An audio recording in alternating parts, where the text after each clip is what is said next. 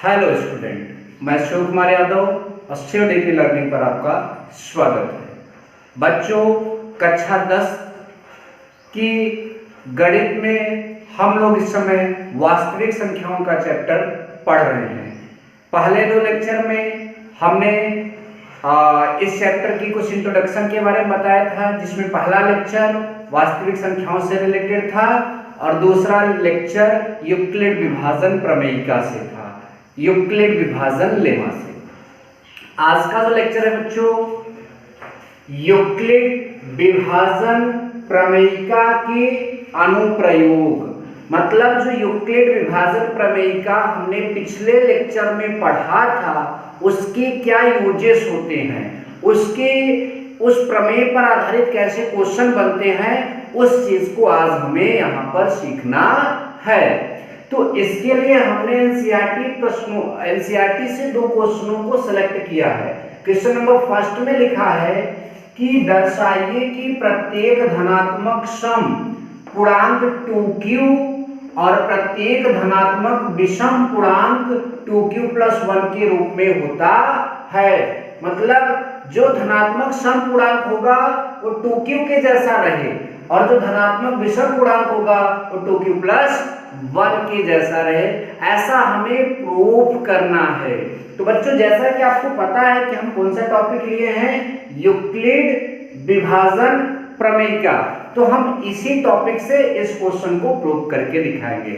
But अब Euclid विभाजन प्रमेयिका क्या होती है, इसे थोड़ा आपको समझना पड़ेगा। पूरा समझने के लिए आप पिछला वाला वीडियो अच्छे से देखिए, समझ में आ जाएगा। फिर भी थोड़ी सी जानकारी यहाँ पर एक्चुअल में होता है एक फॉर्मूला, भाज्य बराबर भाजक गुणते भागफल प्लस शेषफल। तो यही फॉर्मूला ही यूक्लिड विभाजन प्रमेयिका बोला जाता है। ठीक है, भाज्य क्या होता है, जो नंबर दिया जाएगा, जो चीज दिया जाएगा, उस जिसमें काम करने के लिए कहा जाएगा वो भाज्य होगा। भाजक क्या होगा, जिससे करवाया जाएगा वो काम, और भागफल भाग देने के बाद जो आएगा, शेषफल भी उसके बाद आएगा। मतलब ये 2 चीजें तो हमेशा फिक्स रहेंगी, ये दिया जाएगा और इसमें इस चीज से भाग दिया जाएगा, ये दोनों तो हमेशा रहेंगे, तो ये फिक्स है। उसके बाद ये बाद में आएंगे, फिक्स तो ये भी होंगे लेकिन ये बाद में आएंगे।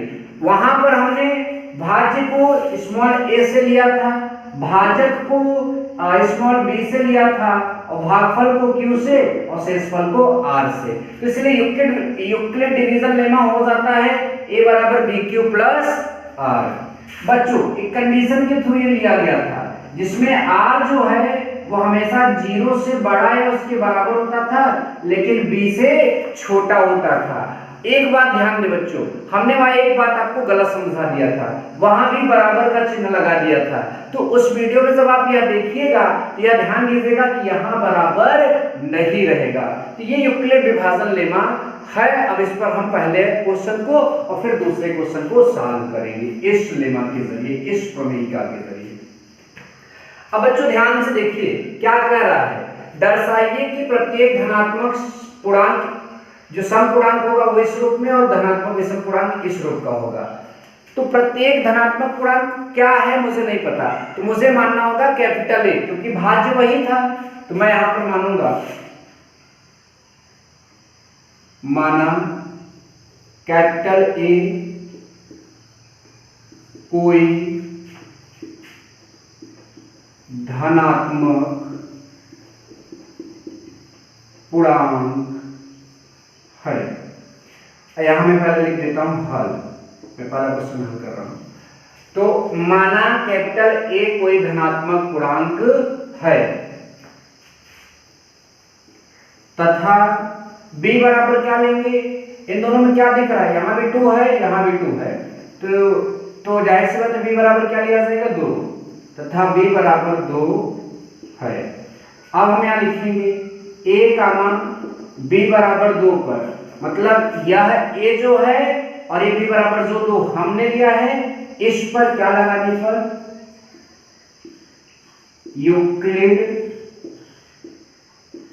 विभाजन प्रमेयिका लगाने पर हमें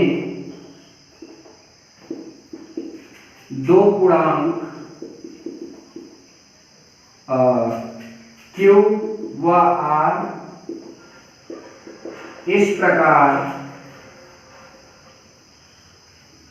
प्राप्त होते हैं कि, ध्यान दीजिए मैंने वहां भी समझा था कि एक नंबर दिया जाएगा, जब उस नंबर में हम किसी दूसरे नंबर से भाग देंगे तो एक भागफल आएगा और एक शेषफल आएगा। तो ऐसे यहाँ भी दो नंबर मतलब एक नंबर दिया है, इसमें भाग देंगे, ये भागफल आएगा और ये शेषफल आएगा। तो वही कह रहा है कि जब इन नंबरों पर यूक्लिड डिवीजन लेमा लगा देंगे तो दो पूर्णांक Q और R इस प्रकार आएंगे कि उसमें जो संबंध बनेगा क्या था, A बराबर BQ प्लस R और R जो होता था वो 0 से बड़ा या 0 के बराबर लेकिन B से छोटा होता था। आज जरा देखेंगे, ठीक है। हाँ तो A तो A ही है, B की वैल्यू कितना रख देते हैं 2, या पहले आगे लिखा रहने देते हैं। A बराबर 2Q प्लस R, 0 से बड़ा या 0 के बराबर R होगा लेकिन B से क्या होगा छोटा। बस समझते चलिए, ठीक है। मैं फिर से एक बार बताऊंगा। अब बच्चों यहां पर देखो R की वैल्यू B से तो छोटी आएगी, B की जगह क्या है 2, मतलब R की वैल्यू 2 से छोटी रहेगी, लेकिन R की वैल्यू 0 के बराबर तो हो सकती है ना, तो R की एक वैल्यू क्या होगी 0, और फिर 0 से जब बड़ा करेंगे तो क्या आएगा 1, क्योंकि ये भी पूर्णांक है, पूर्णांक मतलब पूरा अंक, ठीक है। तो यहां पर तब क्या आएगा 1, तो R की वैल्यू 0 मिलेगा और 1, 2 क्यों नहीं मिलेगा, क्योंकि उसको 2 से छोटा होना पड़ेगा, ठीक है। तो R की वैल्यू 2 मतलब 2 ठो मिल जाएगा।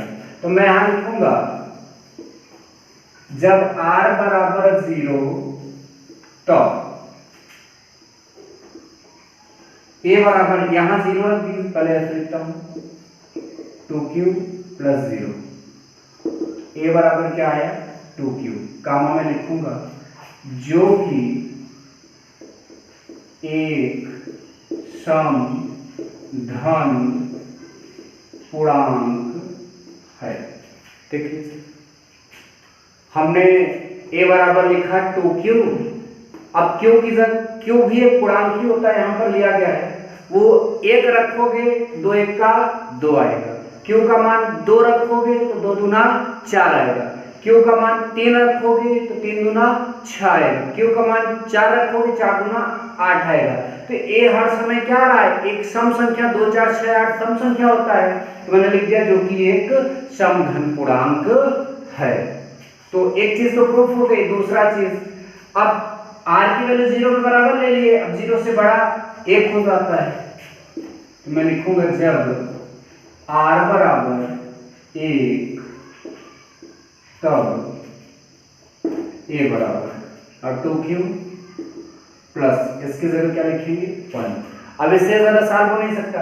अब वही चीज अगर Q की वैल्यू 1 रखोगे तो 2 1 का 2 और 2 में 1 जुड़ जाएगा, कितना होता है बच्चों 3, 3 एक विषम संख्या है।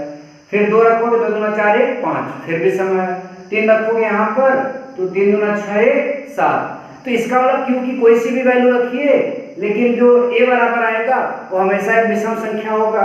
तो जो हमने धनात्मक पूर्णांक लिया था, जो पहले जिसको लेकर प्रूव करना था, या तो ये सम आएगा या तो धन विषम आएगा, वो चीज यहाँ पर है, दिख रहा है। तो मैं लिखूंगा जो कि एक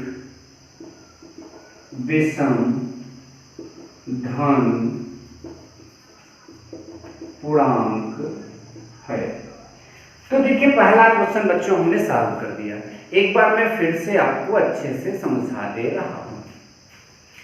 देखिए इस तरह से जब क्वेश्चन आए तो सबसे पहले आप मानिए किसके बारे में कह रहा था, प्रत्येक धनात्मक जो मतलब कि प्रत्येक धनात्मक पूर्णांक जो होगा वो इस तरह से होगा। तो हमने धनात्मक पूर्णांक मानना था, मैंने माना A कोई धनात्मक पूर्णांक है।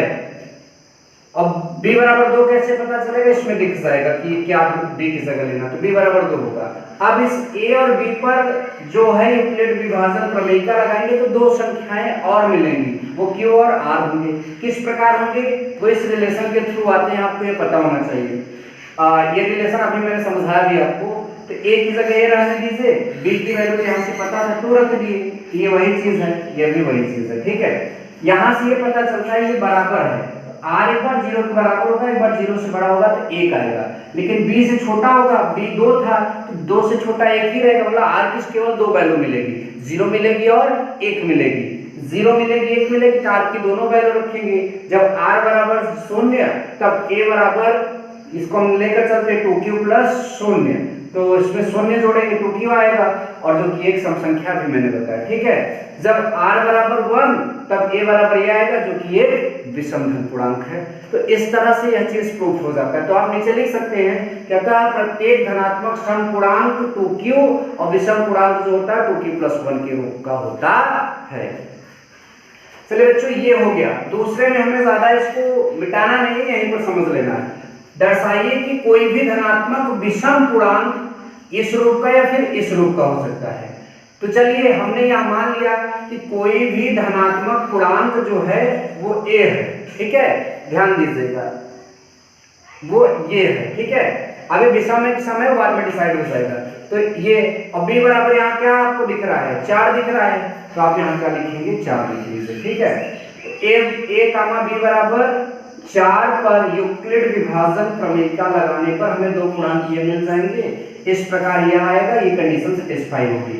b की वैल्यू यहाँ कितना ली गई है, 4 ली गई है, तो यहाँ भी आप चाहें तो 4 रख दीजिए, ठीक है, ध्यान दीजिए, तो हमने रख दिया। अब r की वैल्यू 0 से अधिक होगी या फिर उसके बराबर होगी, लेकिन 4 से छोटी होगी, तो 4 से छोटा 3 आएगा, r की जगह 2 आएगा, 1 आएगा और 0, तो r की कितनी वैल्यूज मिलेंगी। तो सबसे पहले जब r बराबर 0 तब a बराबर 4q है, तो लिख दो बच्चा 4q और प्लस 0, तो आएगा यहाँ पर क्या 4q, जो कि एक सम धन पूर्णांक ही होगा। क्यों, क्योंकि 1 रखोगे तो 4 1 का 4, 2 रखोगे 4 2 8, सम ही आया, तो ये तो यहाँ पर जो लिखा है वो वही रहेगा, ठीक है, कोई दिक्कत नहीं होगी। फिर r की वैल्यू 1 लेना है, जब आप 1 लोगे तो यहाँ तो 4 है, भाई देखिए यहाँ तो 4 है, तो ये आ जाएगा जो कि भी विषम होगा। ये सम था तो उसमें 1 जोड़ दोगे, हमेशा सम संख्या में 1 जोड़ने पर विषम ही आता है, तो इस तरह से आ गया। अभी r की वैल्यू 2 भी लेना है, क्योंकि आपको यहाँ पर दिखाया गया था। अब मैं लिखूंगा जब r बराबर 2 हो तब a बराबर, ध्यान से देखिएगा, ध्यान से देखिएगा, a बराबर 4q प्लस, यहाँ r की जगह आपको क्या रखना है, 2 रख देना है, ठीक है। तो जाहिर सी बात है यह भी एक क्या है, यह भी एक सम धन पूर्णांक है, क्योंकि यहाँ अगर आप 1 रखेंगे तो 4 1 का 4 2 6, हमेशा सम ही आएगा, सम में सम संख्या जोड़ोगे सम ही मिलता है। तो यहाँ कामा लगा कर लिखना है जो कि एक सम धन पूर्णांक है, आप यहाँ पर लिख लीजिएगा, थोड़ी सी जगह कम है इसलिए हमने ऐसा किया, ठीक है। फिर उसके बाद हमें क्या करना है, बड़े ध्यान से देखिए। अब आप लिखेंगे जब r बराबर क्या 3 हो तब, r बराबर 3 होगा, a बराबर 4q तो आप लिखोगे बच्चा, और प्लस r की जगह क्या लिखोगे, 3 लिखोगे, और यह आपका कैसा होगा, एक विषम धन पूर्णांक होगा। तो यही बात लिखना जो कि एक विषम धन पूर्णांक है। उसके बाद r की वैल्यू 4 नहीं ले सकते, क्योंकि 4 से छोटा लेना है। तो अब इन आल केसेस जो 4 ठो केस यहाँ पर बना, उसमें आप देखें जरा, पहली कंडीशन में 4q आया तो वो सम है, ठीक है। दूसरी कंडीशन में 4q प्लस 1 आया तो वो विषम आया। तीसरी कंडीशन में ये आया तो सम था, मैंने लिखा नहीं, मैंने बस समझाया अभी। और चौथी कंडीशन में आया तो विषम है। तो अगर हम विषम में छांटना है तो ये विषम है और यह विषम है। अपने क्वेश्चन को देखिए, 4q प्लस 1 यहाँ पर है और 4q प्लस 3 यहाँ पर है। आपको यही सिद्ध करना था। इसके अलावा जो मिल रहा है वो आपका क्या है, सम। तो आपको सिद्ध करना था जब भी विषम बनेगा वो या तो इस रूप का रहेगा या तो इस रूप का रहेगा। इसके अलावा जो रूप बन रहे हैं वो विषम नहीं है। यही इस क्वेश्चन में सिद्ध करने के लिए कहा गया है। तो अब हम यहाँ लास्ट में लिखेंगे, अतः कोई भी धनात्मक विषम पूर्णांक 4q प्लस 1 और या 4q प्लस 3 के रूप का हो सकता है। आप नीचे लिख दीजिएगा। हाई स्कूल बोर्ड के पेपर में अगर आप इस क्वेश्चन को सॉल्व करेंगे तो एक भी नंबर आपका नहीं कटेगा, पूरा का पूरा आपको मिल जाएगा। तो आज के 2 प्रश्न मुझे उम्मीद है बच्चों कि आपको पूरा समझ में आएगा। पसीना मेरा मत देखिए, पसीने आपको भी बहाने होंगे, ठीक है। और कल और यूक्लिड डिवीजन लेमा के अनुप्रयोग पर क्वेश्चन लाएंगे। करीब 10-12 क्वेश्चन आपको बता देंगे। तो फिर आप किसी भी बुक के क्वेश्चन यूक्लिड डिवीजन लेमा से आते हैं तो आप लगा सकते हैं, चाहे मनोहरी वाली पुस्तक हो, चाहे एनसीईआरटी की हो, चाहे फिर कोई और बुक हो, आर्यन भी चलती है, आप किसी भी पुस्तक से आप क्वेश्चन लगाएंगे, आपको कोई दिक्कत नहीं होगी। तो आज की क्लास में बच्चों बस इतना ही, मिलते हैं नेक्स्ट वीडियो में, तब तक के लिए गुड बाय एंड फाइनली जय हिंद।